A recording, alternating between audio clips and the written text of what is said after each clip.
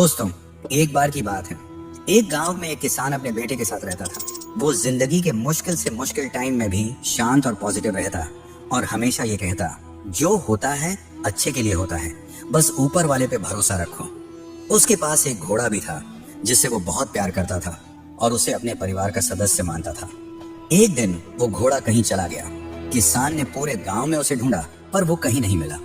सभी गांव वाले इकट्ठा होकर किसान के पास गए और दुख जताते हुए बोले, आपका घोड़ा खो गया, ये बहुत बुरा हुआ, आप बहुत बदकिस्मत हैं। इस पर किसान ने मुस्कुराते हुए कहा, भले ही मेरा घोड़ा खो गया है, पर जो होता है अच्छे के लिए होता है।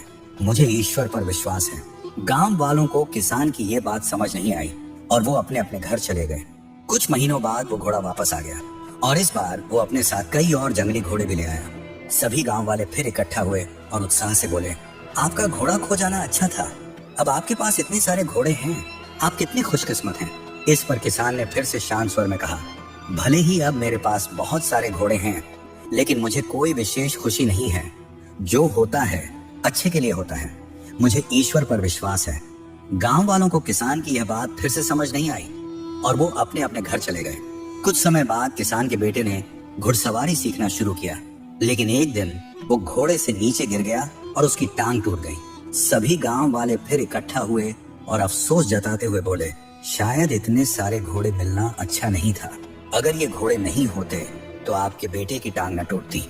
आप बहुत बदकिस्मत हैं। किसान ने फिर वही बात कही, भले ही मेरे बेटे की टांग टूट गई है, पर जो होता है अच्छे के लिए होता है। मुझे ईश्वर पर विश्वास है। गांव वालों को किसान की ये बात फिर समझ नहीं आई और वो अपने अपने घर चले गए। कुछ समय बाद राज्य पर हमला हो गया। राजा की सेना कम पड़ने लगी, इसलिए सभी जवान लड़कों को सेना में भर्ती किया जाने लगा। लेकिन किसान का बेटा युद्ध में जाने से बच गया क्योंकि वह घायल था। सभी गांव वाले फिर इकट्ठा हुए और भावुक होकर बोले, आपका बेटा युद्ध में जाने से बच गया, आप कितने खुशकिस्मत हैं। पर हम सब बहुत दुखी हैं क्योंकि हमारे बेटे युद्ध में चले गए। हमें नहीं पता वो वापस आएंगे भी या नहीं। गांव वालों ने किसान से पूछा, हमने आपको जीवन के मुश्किल से मुश्किल वक्त में भी शांत और पॉजिटिव रहते देखा है, आप ऐसा कैसे कर लेते हैं। किसान मुस्कुराया और कहा, हमेशा खुश और पॉजिटिव रहने के लिए दो बातों को समझना जरूरी है। पहली बात, लोगों की बातों को ज्यादा ध्यान मत दो, क्योंकि उनकी बातों को ध्यान देने का मतलब है अपनी खुशियों की रिमोट कंट्रोल दूसरों के हाथों में देना। अगर लोग आपकी तारीफ करेंगे तो आप खुश हो जाएंगे और अगर बुराई करेंगे तो आपको गुस्सा आएगा। अगर आप लोगों की बातों पर ध्यान दोगे तो आपका दिमाग अशांत हो जाएगा और आप अपने जीवन के जरूरी कामों पर ध्यान नहीं दे पाओगे। दूसरी बात, कभी भी किसी बात को तुरंत अच्छा या बुरा मत कहो।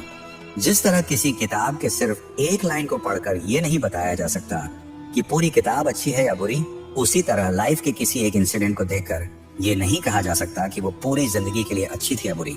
आज जो घटना अच्छी लग रही है वो कल बुरी साबित हो सकती है और आज जो घटना बुरी लग रही है वो कल अच्छी भी लग सकती है।